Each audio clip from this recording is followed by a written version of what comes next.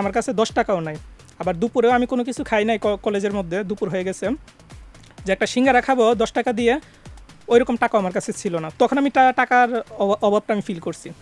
10 টাকা আমার কাছে ছিল না, তখন আমি হাইটা ওইখান থেকে চলে আসি আর কি। আমি কিন্তু টাকার পিছনে ছুটি না, কারণ অনেকে আমাকে অফার করে, স্বপন ভাই এরকম একটা এডিট করে দেন আমাকে, 1 লাখ টাকা দিব, 2 লাখ টাকা দিব। আমি ডাইরেক্ট রিজেক্ট করি। অনেকের জুয়ার সাইট প্রমোট করে, আর দুই একটা হয়তো আমিও শুরুর দিক দিয়ে করছিলাম, সবাই করছে জুয়ার সাইটগুলো আর কি। আচ্ছা, যখন করেছিলেন শুরুর দিক দিয়ে করছিলাম আর কি।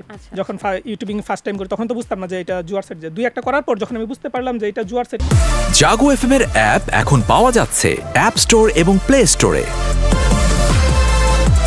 টাকার জন্য কখনো কষ্ট করতে হয়েছে বা কোনো বেলা না খেয়ে থাকতে হয়েছে?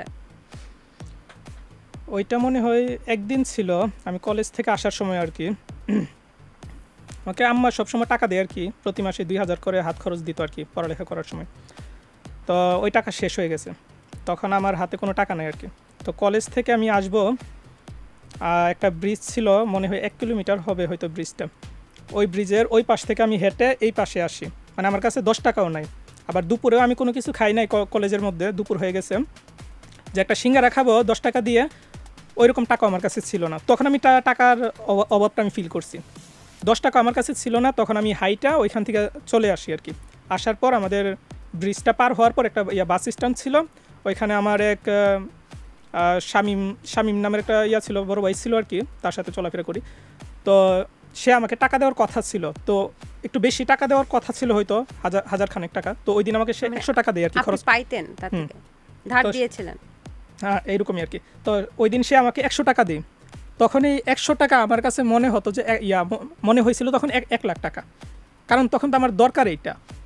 তখন ওইটা নেওয়ার পর সাথে সাথে সিঙ্গারা নাকি কী যেন নিয়ে খেতে খেতে বাড়িতে চলে যায় আর কি। তো টাকার অভাবটা তখনই আমি বুঝলাম যে লাইফে টাকার দরকার আছে।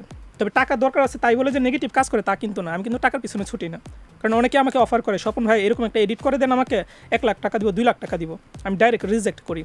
অনেকের জুয়ার সাইট প্রমোট করে, আর দুই একটা হয়তো আমিও শুরুর দিক দিয়ে করছিলাম, সবাই করছে জুয়ার সাইটগুলো আর কি। যখন করেছিলেন শুরুর দিক দিয়ে করছিলাম আর কি। যখন ইউটিউবিং ফার্স্ট টাইম করি তখন তো বুঝতাম না যে এটা জুয়ার সাইট। যে দুই একটা করার পর যখন আমি বুঝতে পারলাম যে এটা জুয়ার সাইট, এটার মাধ্যমে আমার ফ্যান ফলোয়ারের ক্ষতি হবে, তখন আমি আর এইটা নিই না।